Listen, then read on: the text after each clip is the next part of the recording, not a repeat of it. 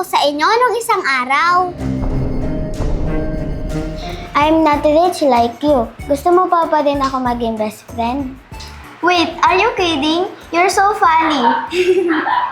Of course not. Ayaw ko magkaroon ng friend like Aya na mahirap. Aya?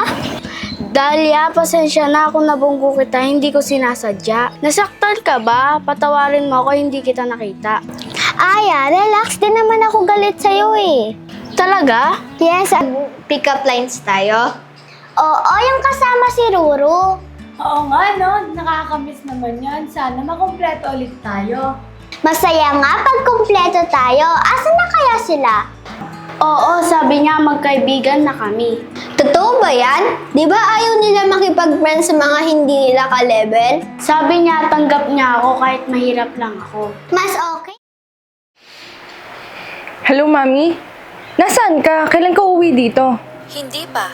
Di ba usapan natin, kapag nakuha ko na lahat ng kayamanan ni Miss Jane, ititigil mo na yan? Yana, dapat lang nakunin mo. Dahil siya ang may kasalanan kung bakit ka nalayo sa akin ng 15 years. Kaya nga pinaghihiganti na kita, di ba? Mami, uhaw ako sa pagmamahal ng isang ina. Kaya umuwi ka na sa amin dito ni Dahlia. Parang awa mo na.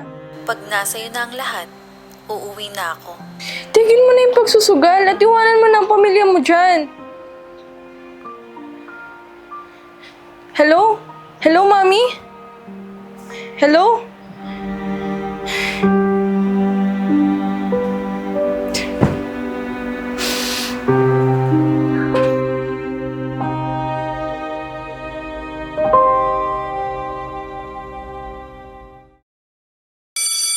Hi everyone! I'm Angel, your reporter for today.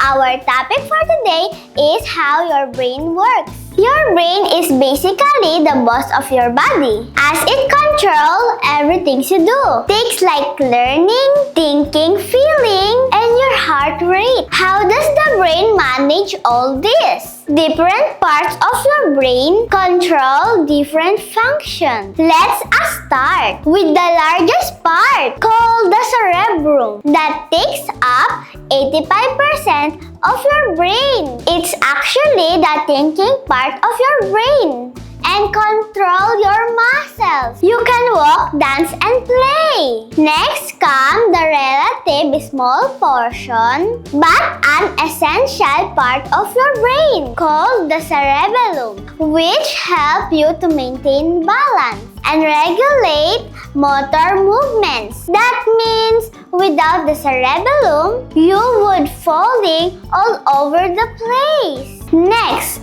the brain stems. That is connected to the spinal cord. It controls those areas of your body that you don't need to work on, like breathing, maintaining your heart rate, digesting food, and etc. Without us even knowing about it. Then comes a little almond-shaped area called the amygdala. It is responsible for emotions, survival instinct, and help to store memories of events. Wow! A small part with big responsibilities. Trivia time! Scientists have recently discovered that for a period of time after you exercise, your body produces a chemical that makes your brain more willing to learn. That's all for today. Thank you for listening.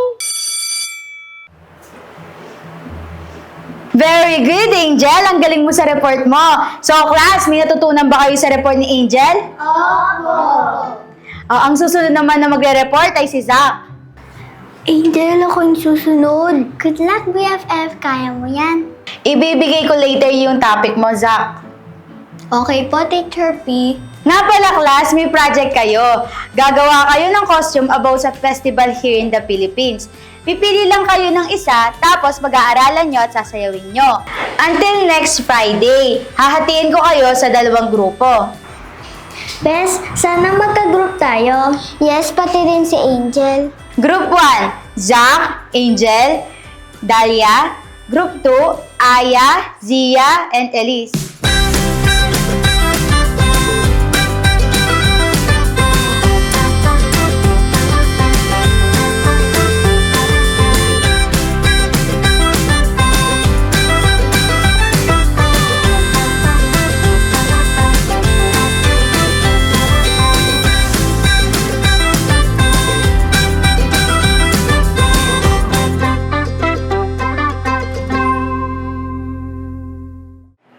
Teacher, pwede po ba magkagrupo po kami ni Dahlia?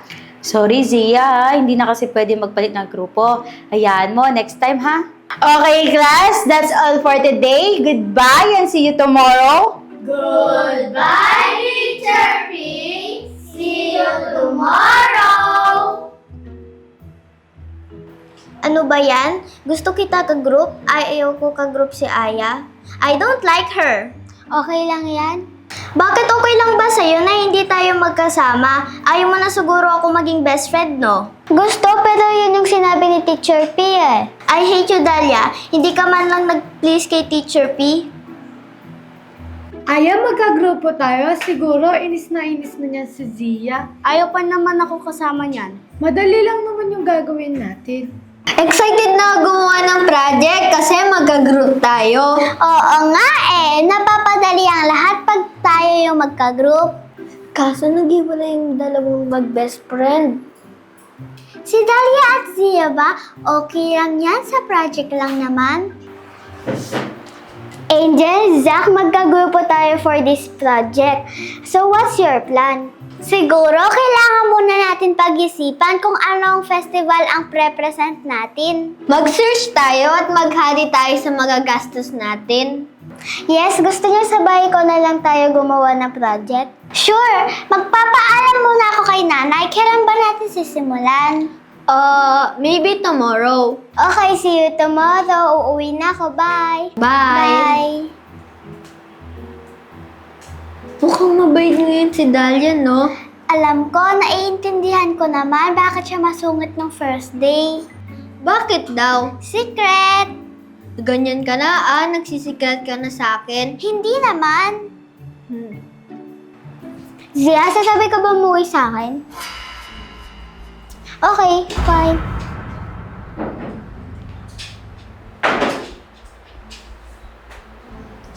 Tara, uwi na tayo. Nagugutom na ako eh. Tara, uwi na tayo sa labas. Are you ready, Zia? Kagroup mo kami. You wish. Eh di wala kang grade kung ayaw mo naman kaming kagrupo. Magbabayad na lang ako sa gagawa ng sarili kong costume. No! Tayo yung gagawa at sinabi yun ni Teacher P. Susumbong ka namin, di ba, Aya? Oo nga. Fine, pupuntahan namin si Teacher P. Susumbong ka namin. Tara, Aya. Wait! What's your plan ba?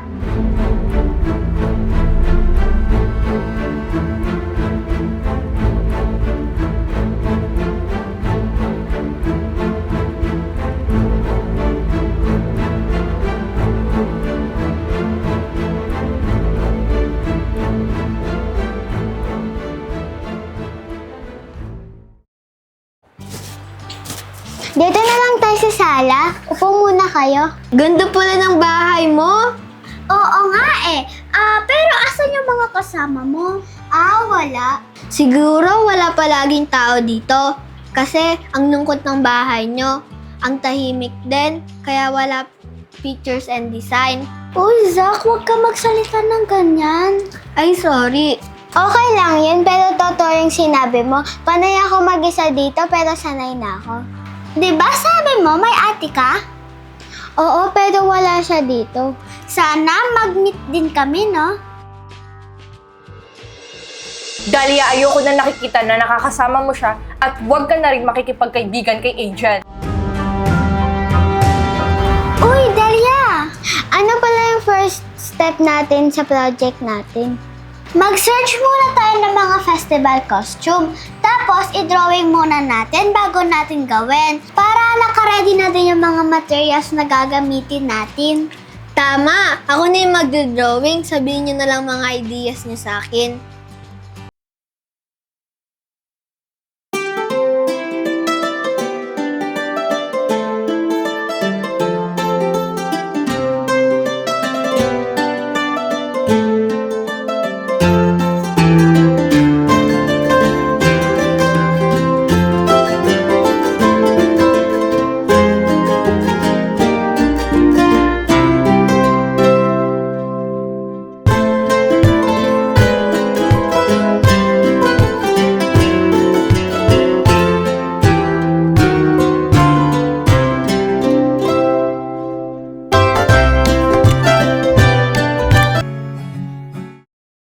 Dahlia, uwi na kami ni Zach. Bukas na lang ulit.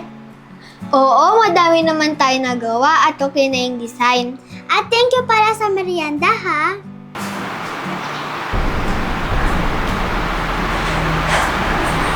You're welcome. Ingat kayo sa pag-uwi, ha? Bye-bye! Bye! Bye!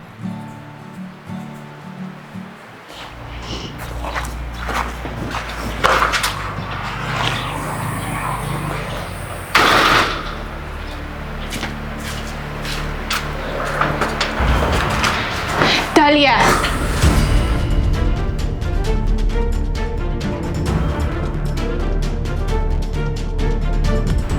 Bakit nandito sila, Angel? Ate, akala ko bukas ka uuwi. Di ba nag-usap na tayo na huwag ka na makikipag-usap kay Angel? Bakit ba? Ano ba yung masama doon? Ang kulit mong bata ka, di ka nakikinig sa akin, ate mo pa naman ako. Pwede mo ba explain sa akin? Ang nanay ni Angel ang dahilan kung bakit nalayo ako sa inyo ni Mami. Di ba kinupkap ka niya nung iniwan ka ni Mami dahil sa sugal? Ba't di ka na lang magpasalamat sa kanila? Hindi mo naiintindihan, babalik lang sa atin si Mami pag nakuha ko na ang lahat. Anong nakuha lahat? Ano yun? Basta, makinig ka na lang muna sa akin at huwag ka na muna makikipagkaibigan kay Angel. Basta din ate, hanggang na yun sinasabi ni Mami na uuwi siya dito pero nasaan na siya? Di ba nagsusugal pa din si Mami at may pamilya na? Matagal na tayo pinaasa ni Mami, bakit ka nagtitiwala sa kanya? Tuluyan ka nang na-brainwash. Uto-uto ka at